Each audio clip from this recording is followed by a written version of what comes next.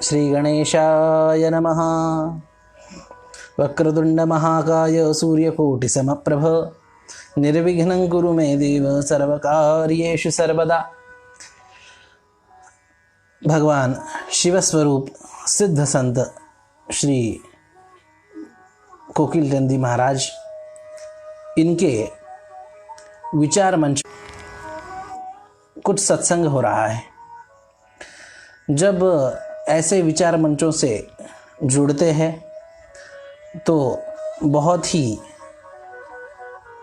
आनंद महसूस होता है।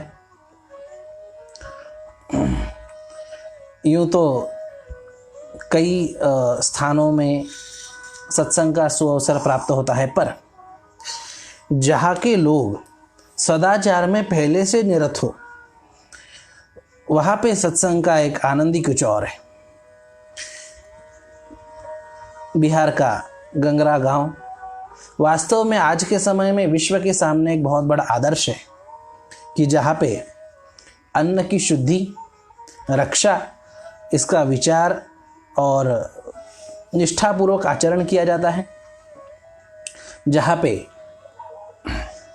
किसी भी प्रकार का नशा, खास करके शराब इत्यादि किसी भी प्रकार का नशा जिस गांव में नहीं होता, और जहाँ पे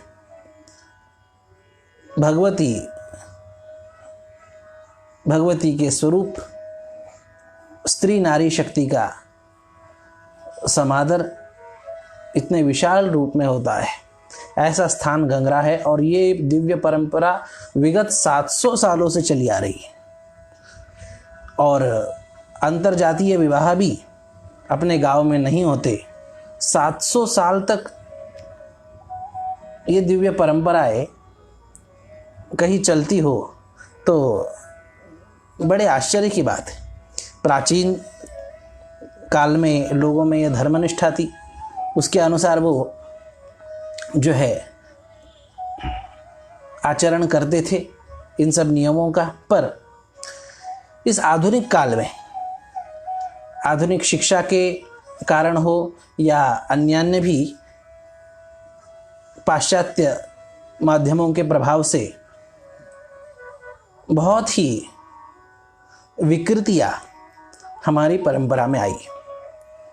कई विकृतियां हमारी परंपरा में आई और उसके कारण हमारे शास्त्रों पर की निष्ठा, हमारे प्राचीन परंपराओं पर की निष्ठा धीरे धीरे कम होती गई। और शहरों में तो देखते हैं तो बड़ा मन खिन्न हो जाता है। जहाँ पे शास्त्रों का आचरण नहीं, जहाँ अन्न की शुद्धि का विचार नहीं, अन्न की रक्षा तो बहुत दूर की बात, व्यसन तो बिल्कुल आम हो गए। जैसे चाय पीते हैं वैसे कोई शराब पी। इस प्रकार की कुरीतियाँ शहरों में, खास करके जहाँ पे अधिक भौतिक अध्ययन का, भौतिकता का साम्राज्य है, ऐसे स्थानों पे देखने में आती है। और जब ये भौतिकता का तांडव जो है इतना देखा जाता है तो प्रश्न पड़ता है कि कहीं धर्म की रक्षा शेष है क्या? कहीं जो है धर्म रक्षण वास्तव में चल रहा है क्या? ऐसे समय में जब विचार करते हैं तो किस स्थान को देखें, कहाँ पे देखें कि जहाँ पे धर्म की परंपरा अक्षुण्ण चली आ रही है। तो ऐसा जब विचार करते हैं ना, तो दिल्ली, बम्बई, कलकत्ता, पूना ऐसे शहरों को याद नहीं किया जाता, गंगरा जैसे गांव को याद किया जाता है, जहाँ पे विगत 700 सालों से न वहाँ कोई शराब पीता है, न वहाँ अंतरजातीय विवाह है, न जहाँ पे अन्न का अनादर है, शुद्धि का उसकी कोई संभावना नहीं, जहाँ पे स्त्री शक्ति का सम्मान है। ऐसे दिव्य गुणों का जब विचार किया जाता है तो गंगरा जैसे गांवों की ओर देखना पड़ता है। और आज ये केवल भारत तक सीमित नहीं, पूरा विश्व इस बात को विचार कर रहा है कि एक आदर्श संस्था, एक आदर्श सभ्यता हमें स्थापित करने की आवश्यकता है और उसके लिए संपूर्ण विश्व को भारत में आकर भारत की इन दिव्य गांवों में बसी इन संस्कृतियों का अध्ययन करके इन्हें स्थापित करने की आवश्यकता है। जैसे हमारे शास्त्रों ने कहा कि एतद् देश प्रसूतस्य सकाशादग्र जन्मनः स्वं स्वं चरित्रम शिक्षेरन पृथिव्याम सर्व मानवा। इस देश में होने वाले महान लोगों की कैसी विशेषता होगी? ये अपने चरित्र से, ये ऐसे ऐसे महापुरुष इस देश में उत्पन्न होंगे कि ये अपने चरित्र से संपूर्ण पृथ्वी के संपूर्ण मानवों को अपने चरित्र से शिक्षा प्रदान करेंगे, अपने चरित्र से सिखाएंगे। और इसलिए बहुत आवश्यकता है कि ऐसे गंगरा जैसे गांवों की परंपरा ये स्वतः तो सुरक्षित रहे ही, पर यह संपूर्ण देश में फैलनी चाहिए, संपूर्ण विश्व में फैलनी चाहिए।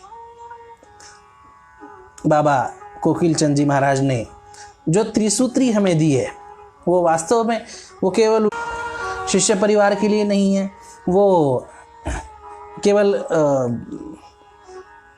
गंगरावासियों के लिए नहीं है। ये तो गंगरावासियों का भाग्य है कि ऐसे सिद्ध शिवस्वरूप सिद्ध संत, सिद्ध महापुरुष उस गांव में अवतरित हुए और उस गांव को पावन किया। मैं शिवस्वरूप महापुरुष कह रहा हूं क्योंकि जब बाबा कोकिल चंद जी का शरीर शांत हुआ, किस स्थिति में उन्होंने अपने शरीर का त्याग किया है जी। सामने आई हुई बाघिन थी, बस वो बाघिन है ये सोच के उन्होंने उस पर प्रहार नहीं किया, उसका प्रहार सहन किया और अपने शरीर का त्याग कर दिया और त्रिशूल झुका इत्यादि सब प्रसंग आपको पता है।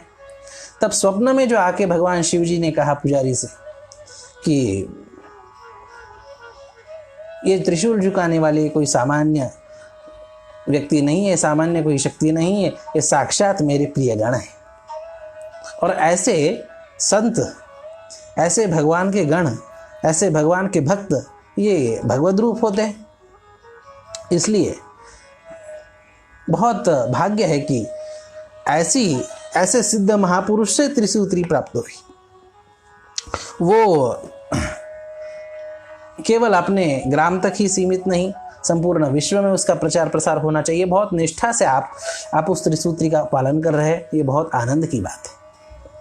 और उसी के अंतर्गत त्रिसूत्री तो हमारा आधार है, पर त्रिसूत्री हमारे जीवन का मूल आधार भले ही है। अन्न की सुरक्षा है, व्यसन मुक्तिता है, नारी सम्मान है इत्यादि। ये दिव्य गुण तो गंगरावासियों के जीवन के मूलाधार है ही। अन्य भी कुछ चीजों की, किन्हीं तत्वों के दिव्य आधार की जरूरत है, सभी मानव जाति को है। और इसीलिए आज का विषय जो आयोजकों ने हमें प्रदान किया वो यह है कि संस्कृति, संस्कार और संस्कृत का आधार। हमारे जीवन में इन तत्वों का आधार होना बहुत ही आवश्यक है। यदि हमें ऊंचे से ऊंची सभ्यता का निर्माण करना है, हमारे जीवन को दिव्य बनाना है, तो संस्कार, संस्कृति और संस्कृत इनका आधार आवश्यक है। इन तीनों चीजों का आधार, संस्कार का आधार, संस्कृति का आधार और संस्कृत का आधार क्या है, यदि इस पे विचार करते हैं तो उसका आधार, इन तीनों तत्वों का आधार वही है जो कि मानव जीवन का होना चाहिए। क्या कि जीवो ब्रह्मैव नापरः, हम भगवत स्वरूप है। गोस्वामी तुलसीदास जी के शब्दों में कहना हो तो ईश्वर अंश जीव अविनाशी, चेतन अमल सहज सुख राशि। इस स्थिति में प्रतिष्ठित होना, भगवान श्री कृष्ण के शब्दों में कहना हो तो ममई वांशो जीवलोके जीवभूत सनातनः, इस स्थिति में स्थित होना, यह मनुष्य जीवन का लक्ष्य है और इसी के ऊपर आधारित है संस्कार, संस्कृति और संस्कृत। कल से संस्कृत सप्ताह का प्रारंभ हुआ है, पूरे देश में यह मनाया जा रहा है। सरकार के द्वारा भी इसे जो है आह्वान किया गया कि इसे मनाया जाए। यह बहुत ही प्रसन्नता की बात है। पूरे देश के विद्वान इसे मनाएंगे, पर बहुत आवश्यकता है कि सामान्य लोगों तक यह संस्कृत सप्ताह मनाया जाए। संस्कृत सप्ताह है तो सबसे पहले संस्कृत की ही बात करेंगे। विश्व में कई भाषा है, अनेक भाषा है। कहा जाता है कि कुछ कोसों पे भाषा बदल जाती है। कुछ बड़ी भाषा है, कुछ ग्राम्य भाषा है, कुछ बोली भाषा है, कुछ सांकेतिक भाषा है, कुछ लिपिबद्ध प्राचीन भाषाएं है, कुछ ऐतिहासिक भाषा है, कुछ वर्तमान की भाषा है, और कई भाषाएं ऐसी है कि आगे होंगी। और जो जिस भाषा का व्यक्ति है उसे अपनी भाषा का अभिमान होता है, स्वाभिमान होता है, उसे गर्व होता है, होना चाहिए, उसका कोई बात नहीं। ऐसे परिप्रेक्ष्य में जब विचार करते हैं तो संस्कृत की क्या महत्ता है जी? संस्कृत की महत्ता यह है कि संस्कृत ये केवल व्यवहार चलाने की, काम चलाने की कोई भाषा या लिपि नहीं है। संस्कृत ये भारत का नहीं, विश्व का एक आदर्श जीवन दर्शन, विश्व की एक आदर्श सभ्यता, विश्व को दिव्य बनाने के लिए आवश्यक सभी सद्गुणों का संवाहन करने वाली यह ऐसी दिव्य भाषा है कि ये केवल कोई व्यवहार की लिपि नहीं है। इसके लिए आवश्यक है कि इसकी दार्शनिक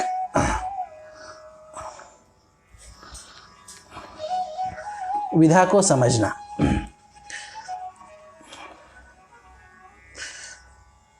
हमारे यहाँ कई दर्शन है और उसी में वैयाकरणों का भी दर्शन है। सृष्टि की उत्पत्ति अनेक दार्शनिक अपने अपने मतानुसार प्रस्थापित करते हैं। वैयाकरण दर्शन यह कहता है कि सृष्टि की उत्पत्ति स्फोट से हुई, नाद से हुई। वो नादात्मक स्फोट जो सृष्टि के आदि में होता है, जिस नाद से आगे सभी सृष्टि बढ़ती है, यह हमारे वैयाकरण दर्शन ने कहा, जो कि हमारे सभी मान्य किया। कोई उसे उपादान कारण कहता है, पर कारणों में उसका स्थान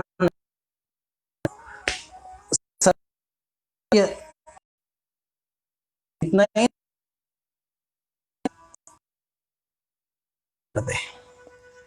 आप यदि पढ़े कि सृष्टि के आदि में नाद था और उससे फिर आगे दिव्य स्वाभाविक संबंध स्थापित हो जाता है, तो देवताओं से संबंध स्थापित करना हो बगैर है, तो ऐसा सबसे पहले जो मातृका न्यास जो हर उपासना से पहले आवश्यक बताए, उसमें एक एक अक्षर का न्यास है देवनागरी लिपि के। जैसे अम नमः शिरसि, आम नमः ललाटे, इम नमः दक्षिण नेत्रे, ईम नमः वाम नेत्रे इत्यादि। एक एक अक्षर मंत्र होने के कारण उस अक्षरात्मक मंत्र को उसे बीज मंत्र भी कहा गया। उस देवनागरी के एक एक अक्षरात्मक बीज को शरीर में स्थापित करके फिर उपासना आगे बढ़ाई जाती है, तब उसकी विशेष सफलता प्राप्त होती है। हमारे यहाँ प्राण प्रतिष्ठा होती है या अन्य अन्य भी प्रयोग होता है। उन प्रयोगों में, उन दिव्य यज्ञों में इन एक एक अक्षरों के बीज की भी आहुति दी जाती है। ओम अम नमः स्वाहा, ओम आम नमः स्वाहा, ओम इम नमः स्वाहा, ओम ईम नमः स्वाहा, ओम कम नमः स्वाहा, ओम खम नमः स्वाहा, ओम गम नमः स्वाहा इत्यादि जितने भी अक्षर है देवनागरी लिपि के, उन सब की आहुति दी जाती है। क्यों जी? इस देवनागरी लिपि का एक एक अक्षर मंत्र है, इसलिए आहुति दी जाती है। इसलिए यह भाषा केवल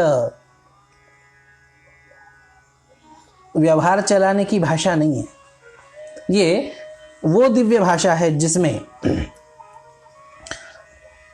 दैवी परंपरा का संवहन होता है, देवताओं से संबंध स्थापित होता है और अपने जीवन में क्रांति आती है।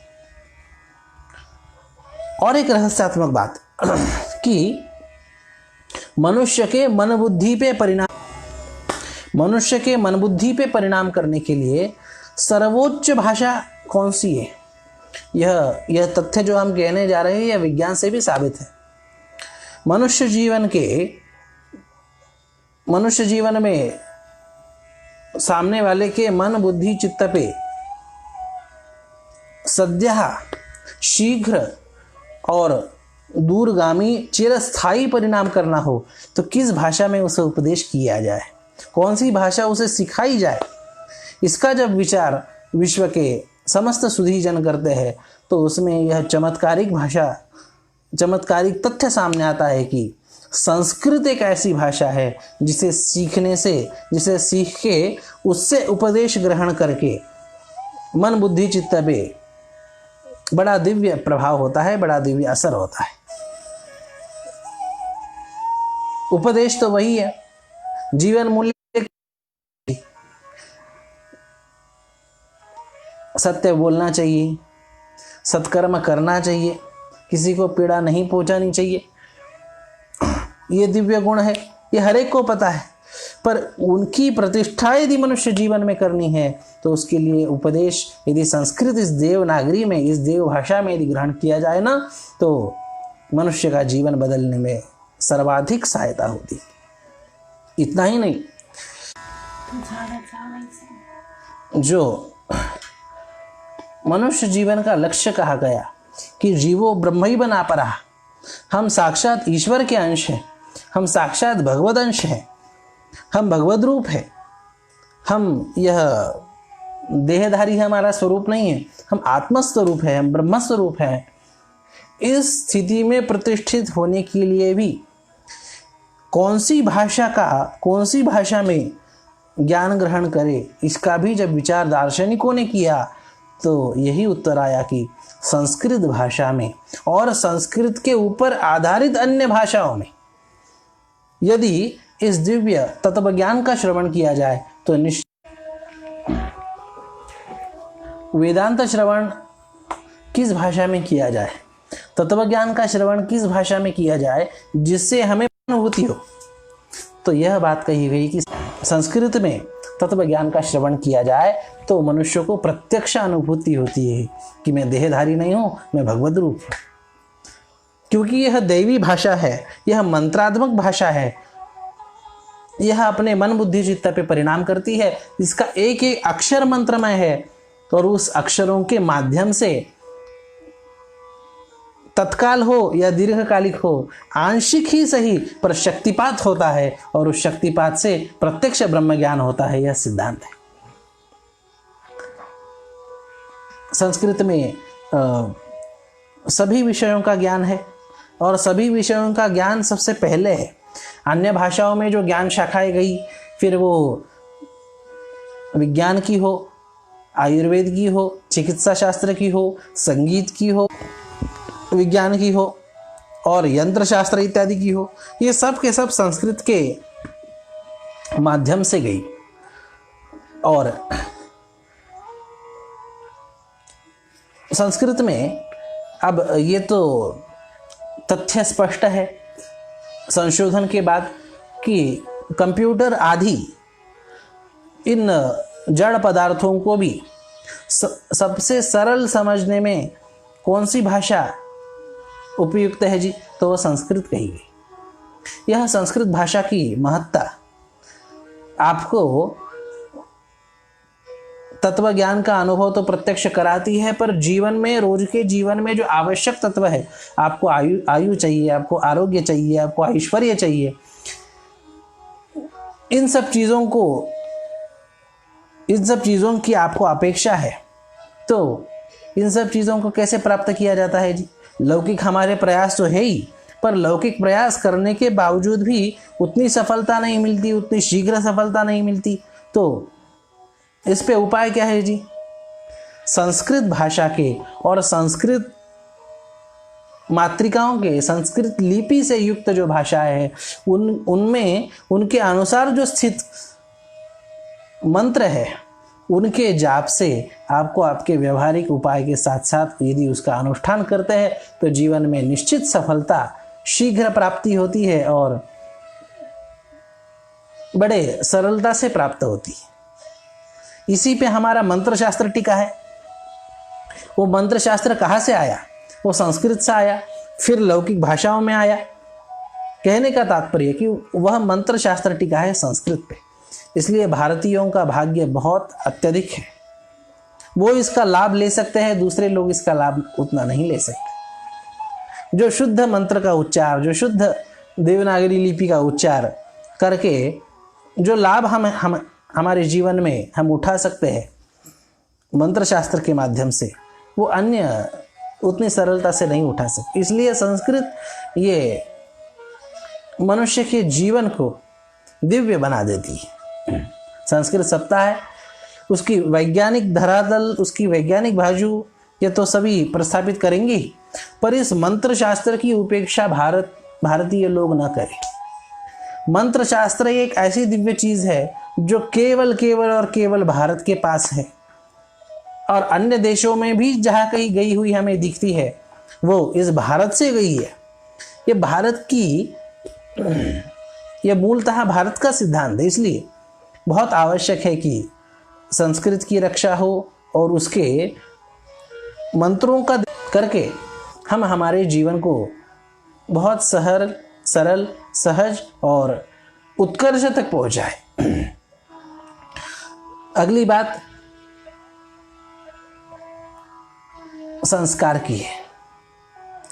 भाषा हमारी शुद्ध हो, भाषा हमारी दिव्य हो, ये तो बात है ही। उसके साथ साथ भाषा हमें संस्कार प्रदान करती है। भाषा हमें दिव्य गुणों का आचरण करना सिखाती है। संस्कृत सीख के यदि जीवन में संस्कार नहीं आए तो क्या वो सीखना सफल माना जाएगा? संस्कृत को सीख के संस्कार जीवन में आना बहुत ही आवश्यक है। फिर वो हमारे दिनचर्या के संस्कार हो, हमारे संपूर्ण जीवनचर्या के संस्कार हो, ये जीवन में आना बहुत आवश्यक है। संस्कार ये उसी प्रकार से है जिस प्रकार से कुम्हार घड़ा बनाता है। यदि उस घड़े पे ठीक से संस्कार नहीं किए गए, उसे यदि जिसे आप आकार देना कह सकते हैं, ठीक से उसे आकार यदि नहीं दिया गया तो वो घड़ा बिगड़ सकता है। उसी प्रकार जीवन में यदि संस्कार नहीं है तो निश्चित मानिए जीवन कुपथ पर भी जा सकता है। इसलिए संस्कार की आवश्यकता जीवन में अत्यधिक है। आकार और संस्कार ये मानो एक ही सिक्के के दो पहलू हैं। शब्द अन्योन्याश्रय है जैसे, तो जिस प्रकार घड़े के लिए आकार का महत्व है, ठीक से उसी प्रकार जीवन के लिए संस्कार का महत्व है। संस्कार ये उन जीवन मूल्यों का नाम है जो हमें मानव से दिव्य देवता बनाते हैं, जो हमें नर से नारायण बनाते हैं, जो हमें जीव से शिव बना देते हैं, जिसका जिक्र हमारे सभी धर्म ग्रंथों में, सभी महत्वपूर्ण ग्रंथों में कहा गया, जिस संस्कार के होने से भगवान की कृपा पात्रता हमें प्राप्त होती है। गीता में आप देखिए, भगवान ने मुझे कौन प्रिय है इसका जब वर्णन शुरू किया, तब भगवान ने ये नहीं कहा कि जो मेरी आराधना करता है या जो मेरा चिंतन करता है, मेरी भक्ति करता है, मुझ में श्रद्धा है, वो मुझे प्रिय है, इतना ही नहीं कहा। भगवान ने दिव्य गुणों का वर्णन किया और कहा कि इन दिव्य गुणों से जो मंडित है, इन दिव्य गुणों से जो युक्त है, वो मुझे प्रिय है। 12वें अध्याय का अंतिम भाग यदि आप देखेंगे तो सब दिव्य गुणों का वर्णन है। अद्वेष्टा सर्वभूतानां मैत्रः करुण एव च निर्ममो निरहंकारः समदुःखः सुखक्षमी सन्तुष्टः सततं यतात्मा दृढनिश्चयः मय्यर्पितमनो बुद्धिर् यो मद्भक्तः स मे प्रियः। यो मद्भक्तः स मे प्रियः। भगवान कहते हैं कि इन दिव्य गुणों से जो युक्त है वो मुझे प्रिय है। इन संस्कारों से जो संस्कारित है वो मुझे विशेष प्रिय है। हमारे जीवन में संस्कार आए, यही तो है कि हमें आम आदमी से विशेष बनाते हैं। संस्कार मनुष्यों की क्या चले, पशुओं में भी होना तो जीवन दिव्य बनाते हैं। एक बार एक सेठ टहलने के लिए कहीं जा रहे थे, एक दूसरे स्थान पे वो गए थे और वहाँ उन्हें टहलने की आदत थी। वो सुबह सुबह घूमने जा रहे थे। एक स्थान पे गए, अंधेरा था, वहाँ पे एक तोता चिल्लाने लगा जोर जोर से, पकड़ो, मारो, लूटो। बड़ा अमीर आदमी आया है। इस प्रकार से जोर जोर से वो तोता चिल्लाने लगा और सभी जो है वहाँ रहने वाले लोग जग गए तो क्या, सब लोगों ने उस सेठ को पकड़ा और उसके शरीर पे जो भी गहने थे, अंगूठी है और चैन इत्यादि है, सब सोना लूट लिए।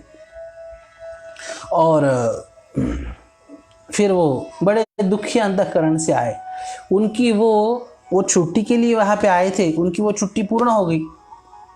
अगले साल छुट्टी के समय वो फिर वहाँ पे उस स्थान पे आए और उनकी रोज के टहलने की आदत, वो निकले टहलने के लिए। उन्होंने विचार किया कि पिछली बार मैं इस बाईं दिशा में गया था तो वहाँ पे एक तोते ने मुझे मेरे बारे में उल्टा सीधा कह के सबको जगाया, वहाँ के लोगों को, और मुझे लुटवा दिया एक तोते ने। इस बार उस दिशा में नहीं जाएंगे, इस बार दाहिनी दिशा में जाएंगे। इस बार वो दाहिनी दिशा में गए और जैसे ही थोड़ा आगे बढ़े, वहाँ पे एक डाल पे उन्हें फिर एक तोता दिखा तो घबरा गए, पीछे जाने लग गए। इतने में उस तोते की आवाज़ आई, रुकिए, स्वागतम सुस्वागतम, आपका स्वागत है, आइए आप और विश्राम कीजिए, हमारे आश्रम में बैठिए, पानी पीजिए। और इतना ही नहीं, अभी जो है ना महात्मा जी का, गुरु जी का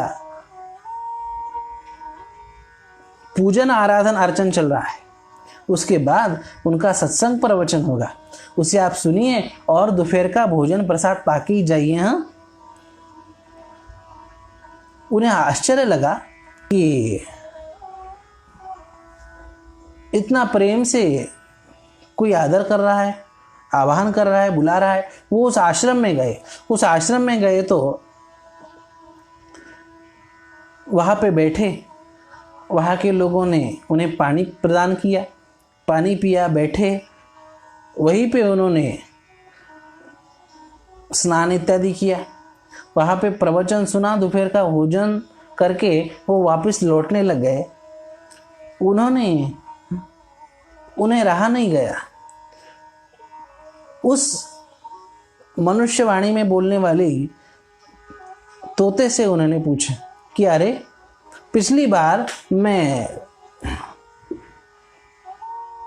बाईं ओर गया था इसी के विरुद्ध दिशा में, तो एक तोता था, मुझे लुटवा दिया, मुझे पिटवा दिया, और एक तुम हो कि इतना स्वागत कर रहे हो, कमाल है तुम्हारी। उस तोते ने कहा, सेठ जी, आपको पिछले साल लुटवाने वाला तोता मैं ही था,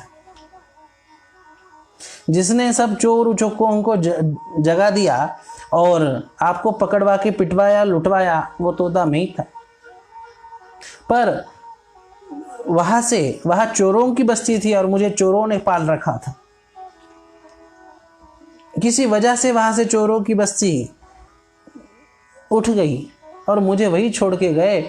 तब इस स्थान पे एक महात्मा जी आए, उन्होंने मुझे पाला पोसा और मुझे संस्कार प्रदान किए, और इसका फल यह है कि आज मैं वही तोता हूँ जो न गाली बकता हूँ, न कुछ अपशब्द कहता हूँ, कोई भी किसी भी आने वाले का स्वागत करता हूँ, मीठे वाणी से उसको संतोष प्रदान करता हूँ और सबका आवाहन करता हूँ। सबका स्वागत करने वाला मैं ही तोता हूँ। सेठ जी, ये फर्क आपको दिख रहा है ना, ये फर्क केवल संस्कारों का है।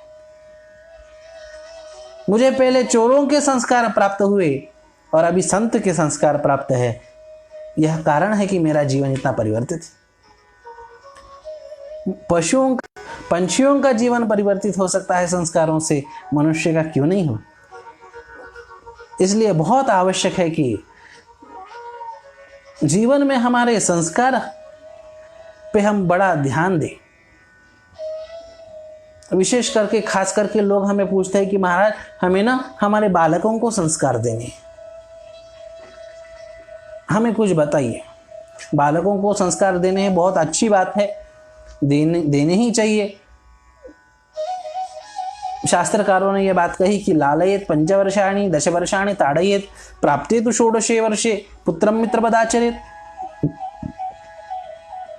5 वर्ष तक लाड़ प्यार करके अपने बच्चों को संस्कार देने चाहिए। फिर उम्र के 6 से लेके 15 वर्ष तक, यह 10 वर्ष अनुशासन पूर्वक उन्हें संस्कार देने चाहिए, और फिर आगे 16 वर्ष से आगे मित्रवत व्यवहार करके उन्हें संस्कार प्रदान करने चाहिए। अब आज दुर्भाग्य से होता यह है कि अपना बालक बिगड़ गया, यह समझ में आता ही है 16 साल के बाद, जबकि शास्त्र के अनुसार उसे उससे पहले ही संस्कार दिए जाने चाहिए। और उसके लिए माता पिता को सज्ज रहना, माता पिता को सावधान रहना बहुत ही आवश्यक है। एक घर में बूढ़े दादा दादी को टूटे फूटे खराब बर्तनों में भोजन इत्यादि दिया जाता था। कुछ सालों बाद वो दादा दादी चले गए। उस घर के माता पिता ने वो बर्तन जो है वो अब कहीं दे देने का विचार किया। उस घर के बालक पूछते थे कि ये बर्तन जो है, इस बर्तन में आप दादा दादी को क्यों खाना देते हैं?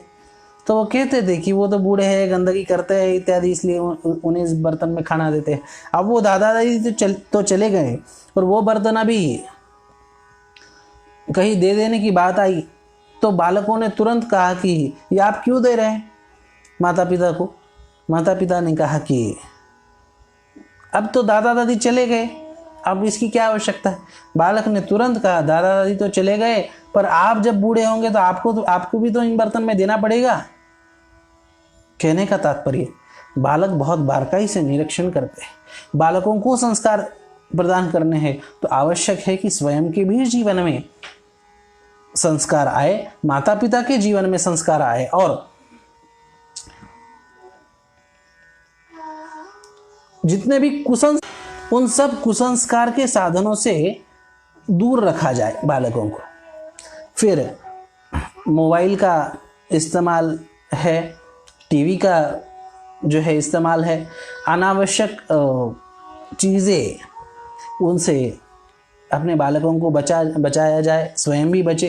खास करके बालकों की मित्र संगति, बालकों का मित्र परिवार कैसा है, इस पे खास करके विचार किया जाए और इन सब सावधानियों में रहते हुए बालकों को संस्कार प्रदान करे और स्वयं भी इन सब बातों का अनुपालन करे। बालकों की मित्र संगति अच्छी होनी चाहिए, ये जिस प्रकार से है उसी प्रकार स्वयं की भी मित्र संगति अच्छी होनी चाहिए, तब निश्चित अपना भी जीवन संस्कारित होता है। और संस्कार यही तो है कि भारतीय सभ्यता को पूरे विश्व में सबसे अलौकिक बनाते हैं। यहाँ तो जीवन मूल्यों के भी संस्कार है और जीवन के प्रसंगों के भी संस्कार है। यहाँ पे पश्चिम में कहा जाता है कि विवाह तो एक करार है। जैसे कोई करार होता है तो उसी प्रकार से करार है पश्चिम के दृष्टि से विवाह इत्यादि। पर भारत के दृष्टि से पश्चिम हो या अन्य भी कई सभ्यताएं हैं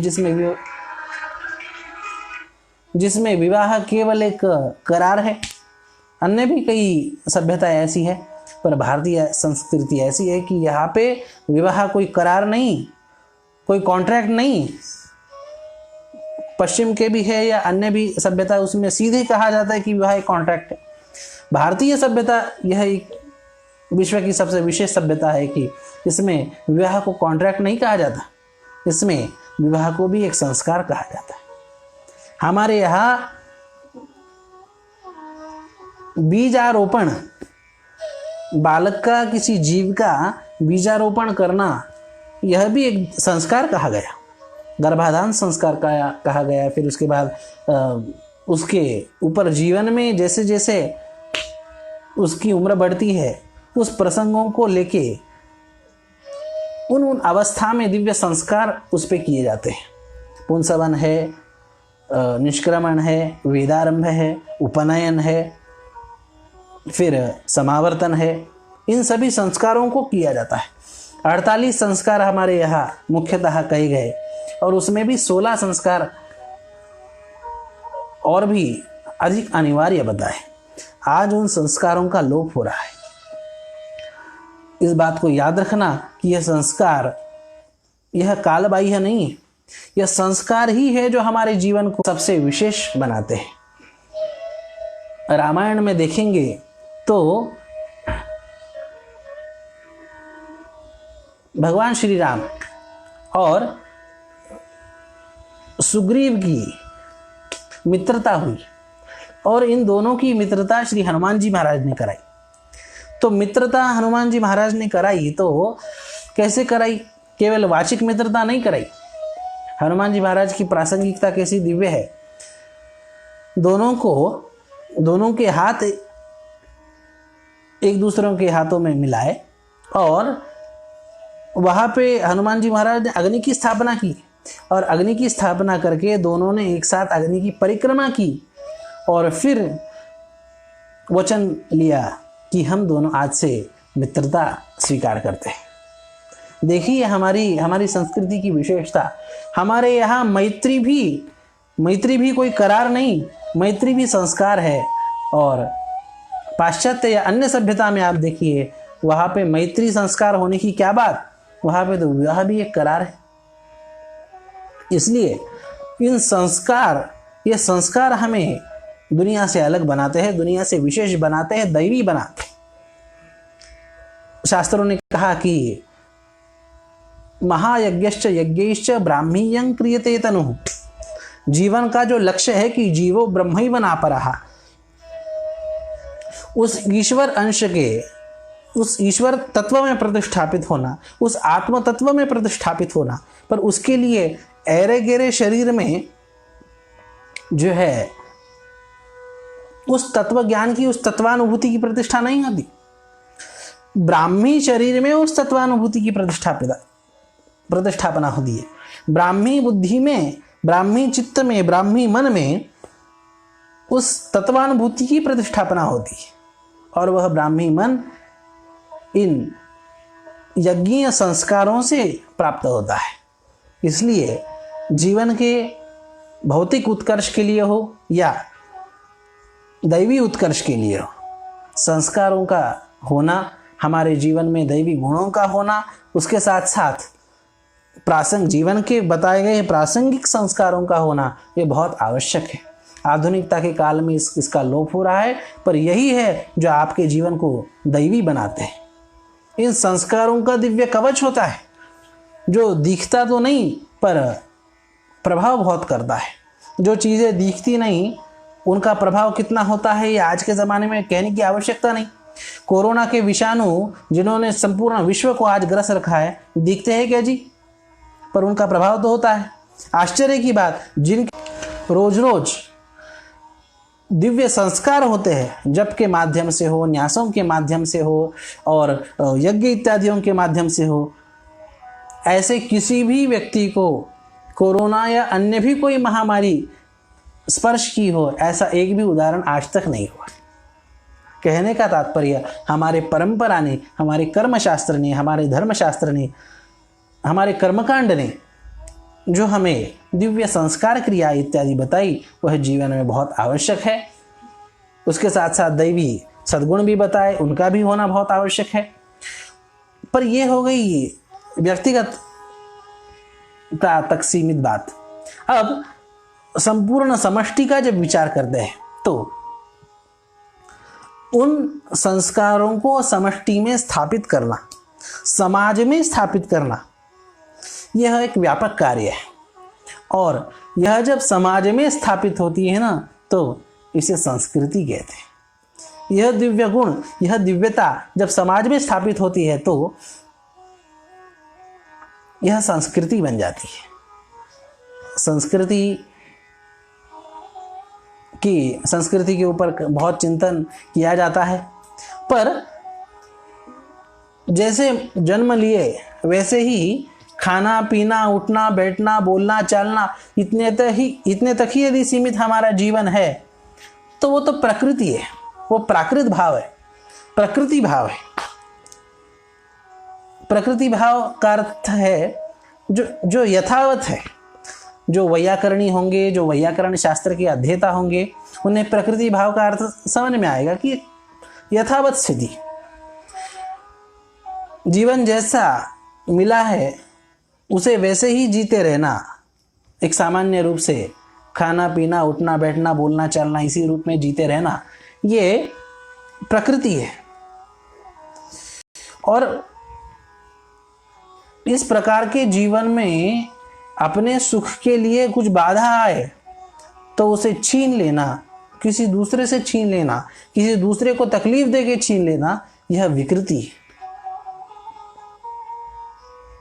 अपने सुख के लिए, अपने जीवन के लिए दूसरे को जानबूझ के तकलीफ देके कुछ पाना, यह विकृति है। और अपना जीवन तो मैं यथावत अच्छी तरह से जीऊँ हुई, किसी को तकलीफ नहीं दिए बिना, पर मैं भी जो जीवन में प्राप्त करूँ ना, किसी को देके उसका आस्वाद लूँ। मैं मेरे मेहनत से कमाऊँ पर किसी दूसरे को खिला के स्वयं खाऊं, यह संस्कृति है। इस संस्कृति का पालन जीवन में होना बहुत ही आवश्यक है। भारत की ये विशेषता रही। आप पश्चिम का यदि इतिहास देखेंगे या अन्य सभ्यताओं का इतिहास देखेंगे तो युद्धों से भरा है, मार काट और एक दूसरों को गुलाम बनाना, यही चला है। भारत की सभ्यता देखिए, भारत की संस्कृति देखिए, जो संस्कृत से आई, संस्कारों में बदली और फिर संस्कृति में सभ्यता के रूप में उभरी। उस भारतीय संस्कृति को आप देखिए, एक दूसरों को मदद करना, यही हमारी परंपरा रही। फिर वो अपने पड़ोसी हो, व्यक्तिगत तौर पे या राष्ट्रीय स्तर पर भी हो, हमारे पड़ोसी देश हो, हमारे पड़ोसी अन्य भी कोई हो, तो उन सबको मदद करने की हमारी परंपरा रही। यह भारतीय संस्कृति, इस संस्कृति की यह व्याख्या, यह भारत छोड़ के अन्य किसी देश में नहीं मिलती। इसलिए हमारे यहाँ हमारे संस्कृति की उदार दृष्टि तो देखिए। मातृदेवो भव कहा, पितृदेवो भव कहा, आचार्य देवो भव कहा, पर इन तीनों के माता पिता गुरु के प्रत्यक्ष ऋण हमारे ऊपर है। इन तीनों को देवता कहा, देव स्वरूप समझे, ऐसा कहा, इसमें उतना वैसे आश्चर्य की कोई बात नहीं, इन्हें तो मानना ही चाहिए। पर इसके आगे जाके हमारे परंपरा ने, हमारी संस्कृति ने हमें अतिथि देवो भव भी कहा कि जो हमारे जीवन में कोई परिचित नहीं है, कोई संबंध ही नहीं है, उसे भी देवता समझ के उसका आदर करे। यह दिव्य संस्कृति, यह संपूर्ण देश में और इस देश से प्रेरणा लेने वाले सभी सभ्यताओं ने ग्रहण करके इसका आचरण करते हैं। भारत में तो कम से कम आज भी इसका आचरण होता है। अतिथि देवो भव। हमारे गांव में कोई अतिथि आए, कोई साधु महात्मा आए या कोई सामान्य व्यक्ति भी आए, वो भूखा नहीं रहता, उसे कुछ ना कुछ खिलाया जाता है। वो हमारा परिचित नहीं है, वो जो है हमारा कोई रिश्तेदार नहीं है, वो हमारा कोई सगा संबंधी नहीं है, फिर भी एक अतिथि के रूप में उसकी सेवा होती है। यह संस्कृति, समाज में इस आचार का प्रतिष्ठापन होना, यह संस्कृति, इन संस्कारों को ही उभर के समाज में इसकी प्रतिष्ठापना होना, यह संस्कृति है। एक बार एक गरीब के झोपड़ी में कोई व्यक्ति आया। बारिश हो रही थी और उसे कुछ आसरा चाहिए था, तो सामने एक झोपड़ी थी, उसने उसमें प्रवेश किया। आवाज दी कि मैं अंदर आना चाहता हूं। वो झोपड़ी गरीब की थी, उसमें एक गरीब दंपति रहते थे। उन्होंने कहा आइए आप, और दोनों रात का समय था, सो रहे थे। छोटी झोपड़ी थी, जगह नहीं थी। उस अतिथि को सुलाया और वो दंपति स्वयं बैठ के रात गुजारने लगे। उतने में एक पशु आया। बाहर पशु था, गधा। वो गधा भी बारिश में भीग रहा था। उसे भी बारिश बहुत तेजी से लग रही थी। उसे भी लग रहा था कि मैं भी उस झोपड़ी में जाके इस बारिश से बचूं।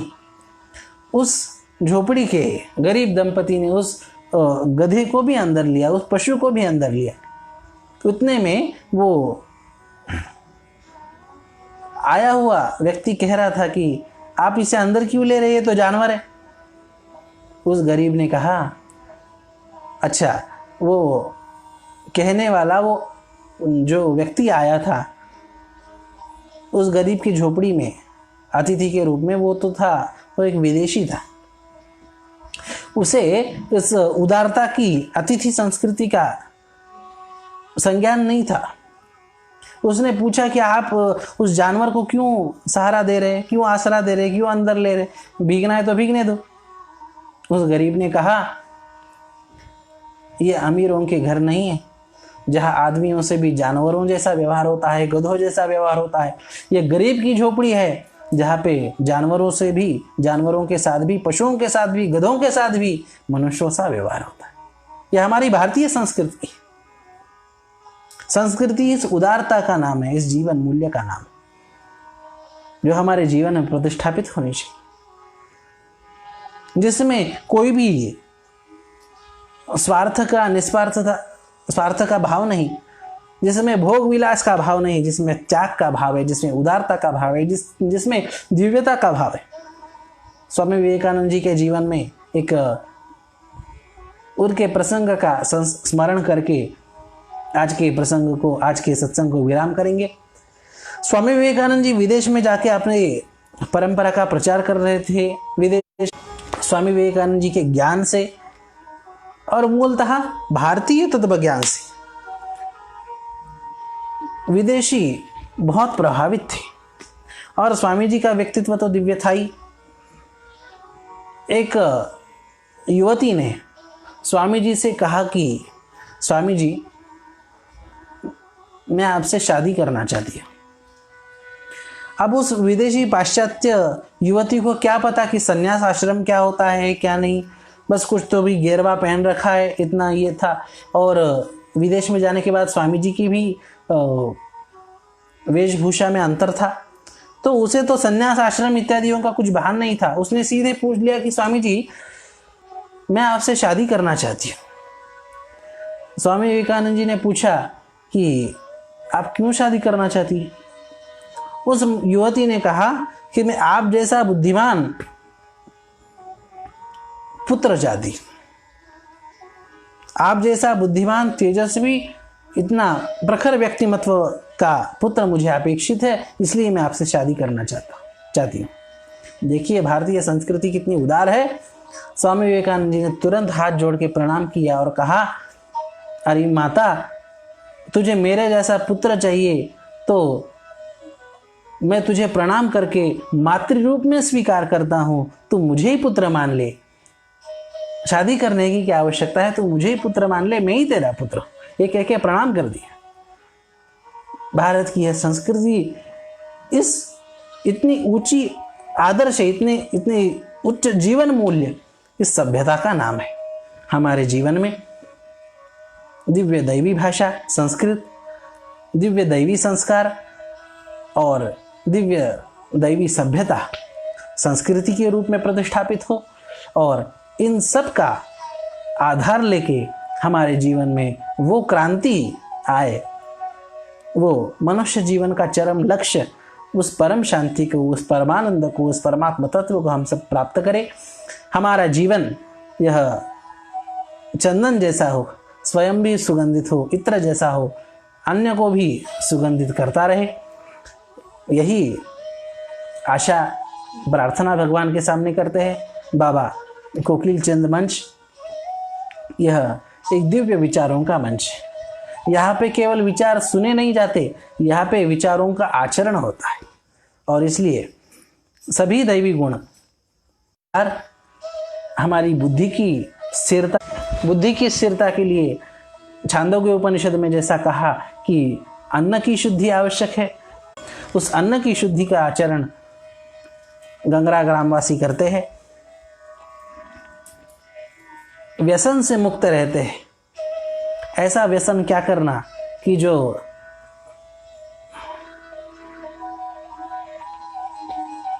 कुछ देर बाद उतर जाए। व्यसन करना है तो ऐसा करे कि आजीवन जिसमें डूब के उस परमानंद को प्राप्त किया जाए। वह भगवत भक्ति का व्यसन हो, भगवान नाम का व्यसन हो, स्वाध्याय का व्यसन हो, ज्ञान का व्यसन हो। जैसे कि हमारे देश का नाम भारत है, भा अर्थात ज्ञान।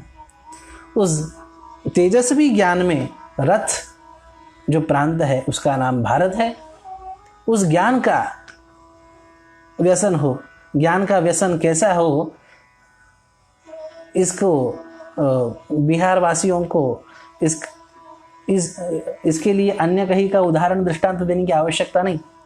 वाचस्पति मिश्र जी का उदाहरण है कि ज्ञान का व्यसन कैसा है जी। जिस उस ज्ञान के व्यसन में डूब के बाह्य किसी संबंध का भी भान न हो, अपने विवाह का भी भान न हो, पूरी उम्र उस ज्ञान के व्यसन में चली जाए, इतना दिव्य वह ज्ञान का चिंतन है। बाबा कोकिल चंद विचार मंच इन सभी आदर्शों को, इन सभी जीवन मूल्यों को इसका आचरण कर रहा है। इसी प्रकार आगे भी आचरण करता रहे, इसी विचारों का प्रचार प्रसार आगे भी करता रहे और स्वयं भी उसकी रक्षा हो, अगली पीढ़ियों में भी उसका बीजारोपण हो। इन त्रिसूत्री का सिद्ध संत श्री बाबा कोकिल चंद जी महाराज जी ने बताए गए त्रिसूत्री का अगली पीढ़ियों में भी हम उन्हें आदर्श प्रदान करें और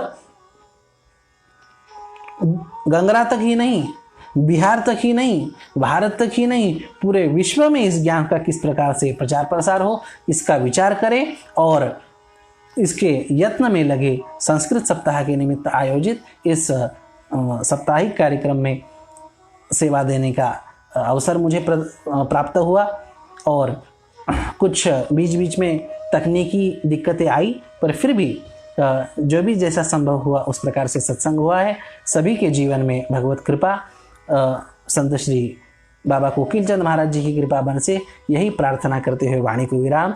गोपाल कृष्ण भगवान की जय। संत श्री बाबा कोकिल चंद जी महाराज की जय। सभी को बहुत बहुत धन्यवाद।